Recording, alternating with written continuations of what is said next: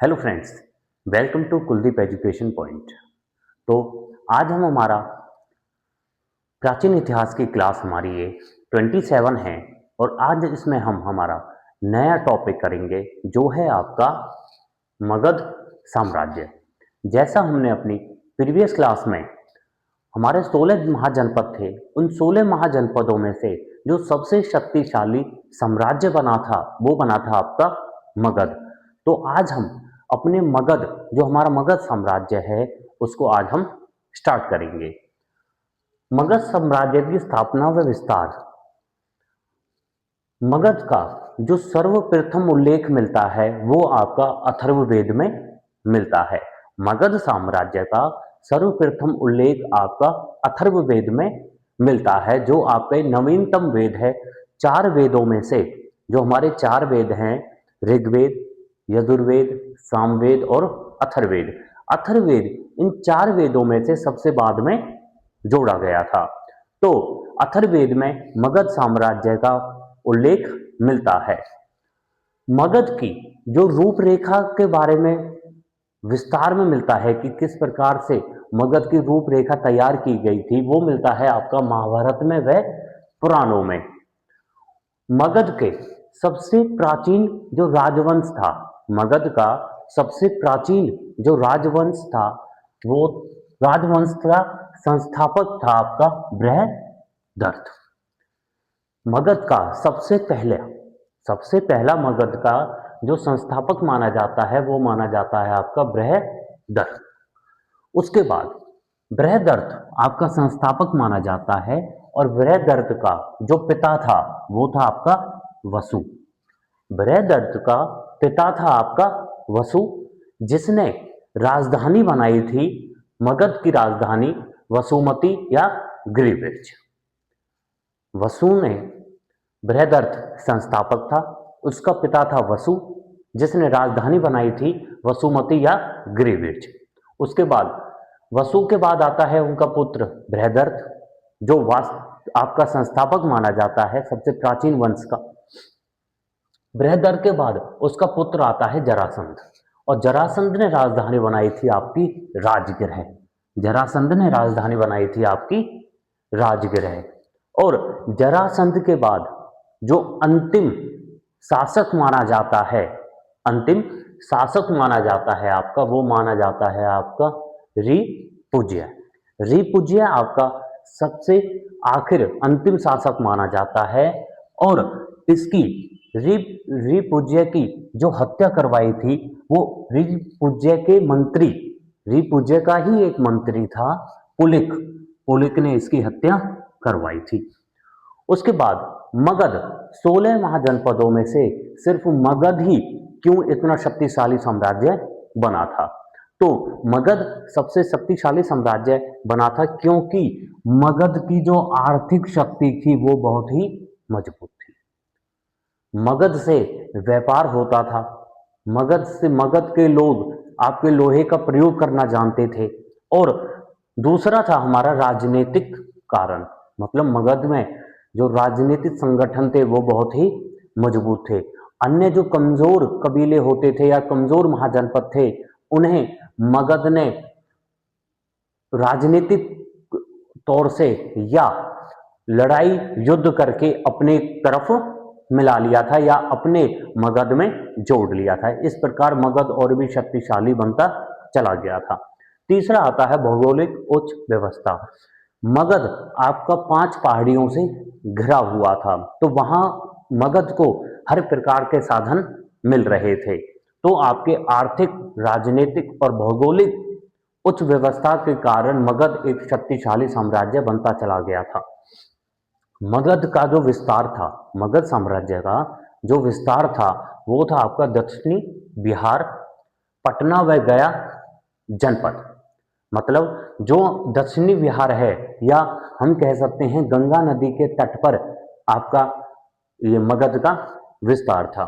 उसके बाद आता है कि मगध साम्राज्य का विस्तार किस प्रकार से होना शुरू हो गया था। हमने जो मगध का सबसे प्राचीन वंश का संस्थापक बृहदर्थ था, उसके बाद भी जब मगध साम्राज्य में और वंश बने थे, तो मगध में आपके जो वंश थे, सबसे पहले बना था आपका हर्यंक वंश। हर्यंक वंश बना था आपका 544 ईसा से 412 ईसा पूर्व तक। मतलब 544 से 412 ईसा पूर्व के बीच में जो वंश रहा था वो था आपका हर्यंक वंश। दूसरा वंश आता है आपका शिशुनाग वंश। शिशुनाग वंश आपका 412 ईसा पूर्व से 344 ईसा पूर्व तक रहा था। तीसरा वंश आता है आपका नंद वंश, और नंद वंश आपका 344 ईसा पूर्व से 323 या 322 ईसा पूर्व तक रहा था, क्योंकि 322 ईसा पूर्व में मौर्य वंश की स्थापना हो जाती है। तो ये तीन वंश थे जो आपके मगध साम्राज्य का इन्होंने और भी ज्यादा विस्तार किया था। तो सबसे पहले हम पढ़ते हैं हमारा हर्यंक वंश। हर्यंक वंश जो आपका 544 ईसा पूर्व से 412 ईसा पूर्व तक रहा था। बृहदर्त वंश के बाद, जो बृहदर्त वंश है, इस वंश के बाद जो आपका वंश आया वो आया था आपका हर्यंक वंश की स्थापना हुई थी। और हर्यंक वंश की स्थापना करी थी आपकी बिंबिसार ने। जो पहला शासक था हर्यंक वंश था वो था आपका बिंबिसार। और बिंबिसार आपका महात्मा बुद्ध का समकालीन था, या फिर हम कह सकते हैं कि महात्मा ये आपका बौद्ध धर्म को, बिंबिसार बौद्ध धर्म को मानता था। उसके बाद आता है कि इस वंश को, जो हर्यंक वंश है हमारा, इस वंश को पितृहंता वंश भी कहा जाता है। पितृहंता वंश भी इसको कहा जाता है क्योंकि इसी वंश में गद्दी या राजा बनने के लालच में पुत्रों ने अपने पिता की हत्या कर दी थी, इसलिए इस वंश को पितृहंता वंश, पिता की मृत्यु वाला वंश भी कहा जाता है। उसके बाद आता है कि जैन साहित्य में, जो हमारा जैन धर्म था, जैन साहित्य में जो बिंबिसार है, बिंबिसार को श्रोणिक भी कहा जाता है। बिंबिसार को श्रोणिक भी कहा जाता है आपका जैन साहित्य में, परंतु बिंबिसार मानता था बौद्ध धर्म को। उसके बाद बिंबिसार का जो शासन चला था वो आपका 544 ईसा से 452 ईसा तक चला था। उसके बाद आता है कि बिंबिसार ने राजगृह को अपनी राजधानी बनाया था, जिसे गिरिविर्ज भी कहा जाता है।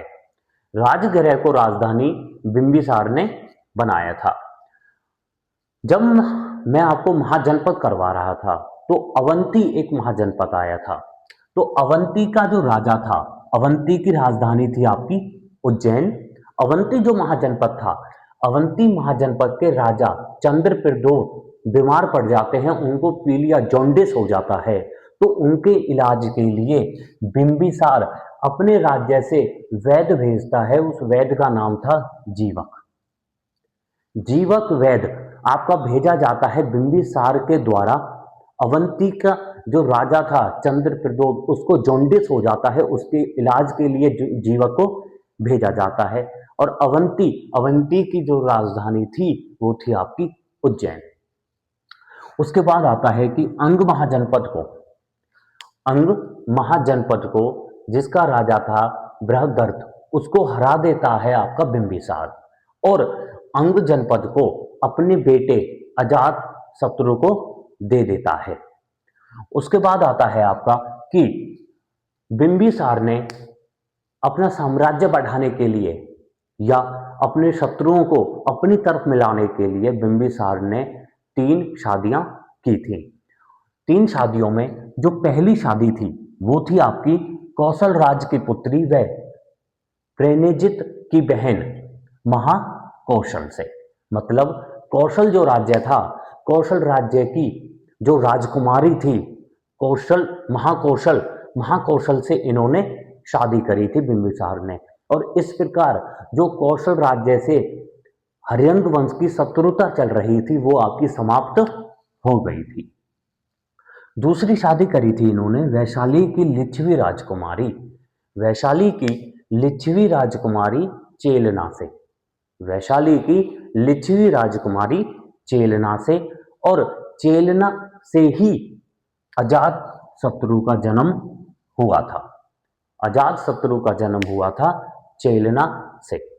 उसके बाद आता है कि तीसरी शादी इन्होंने पंजाब के मद्र कुल के प्रधान की पुत्री श्रेमा से की थी। तो इस प्रकार इन्होंने अपनी 3 शादियां करी थी और अपने हर्यंक वंश को और ज्यादा विस्तृत किया था। उसके बाद अजात शत्रु अजात शत्रु ने राजा बनने की लालच में, राजगद्दी पाने की लालच में अपने ही पुत्र, अपने ही पिता, अजात शत्रु ने अपने ही पिता बिंबिसार की हत्या कर दी थी। इसी प्रकार से इस वंश को पितृहंता वंश भी कहा जाता है। अजात शत्रु ने अपने पिता की मृत्यु कर दी थी या करवा दी थी। अजात शत्रु का जो शासन चला था वो 492 से 460 के बीच में चला था। अजात शत्रु आपका दोनों धर्म, जैन धर्म व बौद्ध धर्म, दोनों धर्मों का पोषक था। मतलब ये आपका दोनों धर्मों को मानता था, जैन धर्म को भी और बौद्ध धर्म को भी। अजात शत्रु के ही शासनकाल में, अजात शत्रु के ही शासनकाल में जब अजात शत्रु को 8 वर्ष हो गए थे राजा बने, तो महात्मा बुद्ध को अजात शत्रु के 8वें वर्ष महापरिनिर्वाण प्राप्त हो गया था। मतलब महात्मा बुद्ध की 483 ईसा पूर्व में मृत्यु हो गई थी और महात्मा बुद्ध की जो मृत्यु हुई थी उसे बौद्ध धर्म में महापरिनिर्वाण भी कहा जाता है। उसके बाद आता है कि अजात शत्रु ने राजगृह में जो राजधानी थी, बिंबिसार वंश की जो राजधानी थी राजगृह, इस राजगृह को राजधानी बनाया था आपका बिंबिसार ने। तो अजात शत्रु ने इस राजगृह राजधानी में एक स्तूप का निर्माण करवाया था। राजगृह राजधानी तो बनाई थी बिंबिसार ने, परंतु इस राजगृह में जो स्तूप का निर्माण करवाया था वो करवाया था आपका अजात शत्रु ने। उसके बाद राजगृह की सप्तपर्णी गुफा में, राजगृह जो था, राजगृह में एक गुफा थी, वो गुफा थी आपकी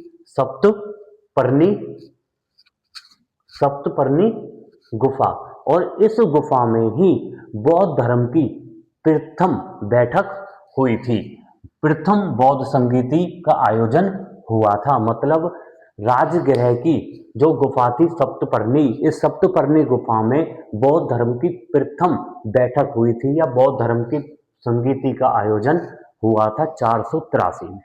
इन बौद्ध धर्म की जो 4 बैठकें हुई थी, इन्हें हम बौद्ध धर्म जब करवाएंगे तो उसमें डिटेल में पढ़ेंगे। उसके बाद अजातशत्रु ने ही जो वज्जी था, वज्जी को मगध में या हर्यंक वंश में मिला लिया था।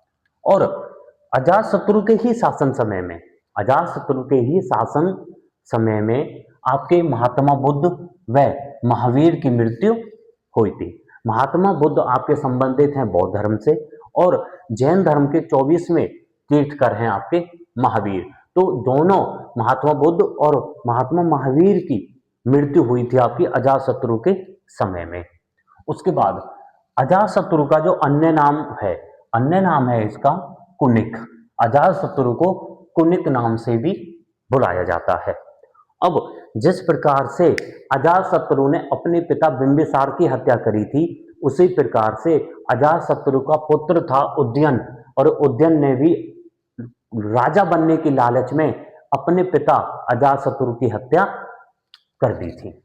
इसके पुत्र उदयन ने अजातशत्रु की हत्या करी थी। इस प्रकार से इस वंश को आपका पितृहंस वंश भी कहा जाता है। तीसरा जो हर्यंक वंश का जो तीसरा शासक है वो है आपका उदयन, और उदयन को उदयभद्र भी कहा जाता है। उदयन को उदयभद्र भी कहा जाता है। और इसका जो शासन चला था वो आपका 460 ईसा पूर्व से 444 ईसा पूर्व के मध्य चला था। उदयन ने सोन व गंगा नदी के तट पर, सोन व गंगा नदी के संगम पर आपके पाटलिपुत्र शहर की स्थापना करी थी, वह उधर एक किला बनवाया था।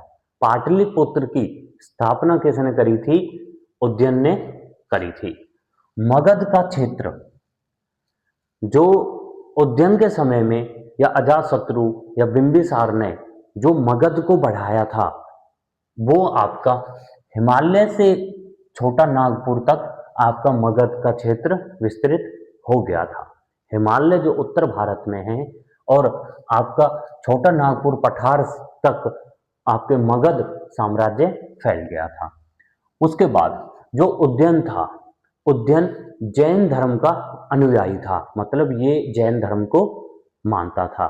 दोबारा देखिए, बिंबिसार बौद्ध धर्म को मानता था, अजातशत्रु दोनों धर्मों को मानता था और उदयन आपका जैन धर्म को मानता था, जैन धर्म का ये अनुयायी था।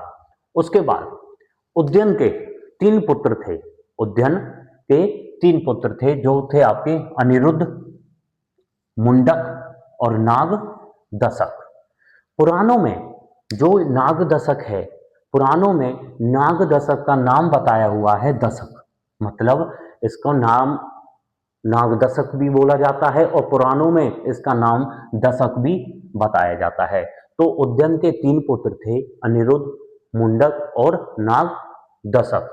नागदशक जो था वो आपका हर्यंक वंश का अंतिम शासक था। हर्यंक वंश का अंतिम शासक कौन था? आपका नागदशक या दशक। और प्रथम शासक कौन था? बिंबिसार। उसके बाद अजातशत्रु के समय में आपके 2 हथियारों का उल्लेख मिलता है पुराणों में, जो थे आपके रथमूसल और महाशिलाकंटक। 2 हथियारों का उल्लेख मिलता है, 2 हथियार संबंधित माने जाते हैं अजातशत्रु से, जो हैं आपके रथमूसल या महाशिलाकंटक। उसके बाद अंतिम शासक नागदशक था, परंतु इसकी मृत्यु नहीं हुई थी। मतलब मृत्यु क्या, ये वीर गति को प्राप्त नहीं हुआ था, परंतु इसे जनता के द्वारा हटाया गया था। जनता ने इन पितृहंताओं को, जो ये वंश पितृहंता के नाम से भी जाना जाता है, तो जनता ने परेशान होकर इन पितृहंताओं को शासन से उतारकर शिशुनाग को राजा बना दिया था। मतलब जनता ने आपके नागदशक एक अयोग्य शासक था, इसको हटाकर जनता ने शिशुनाग एक योग्य शासक को, एक योग्य आपके योग्य व्यक्ति को शासक बना दिया था और इस प्रकार से आपका शिशुनाग वंश का स्थापना होती है। और शिशुनाग वंश आपका जो चलता है 412 से 344 ईसा पूर्वी तक। तो फ्रेंड्स, ये हमारे मगध की क्लास 27 थी। इसके बाद हम जो हमारी नेक्स्ट क्लास होगी उसमें हम अपना शिशुनाग वंश और नंद वंश, किस प्रकार से सिकंदर भारत में आया था, सिकंदर कौन से नंद शासक के शासन काल में भारत में आया था, उसके बारे में पढ़ेंगे। Thank you.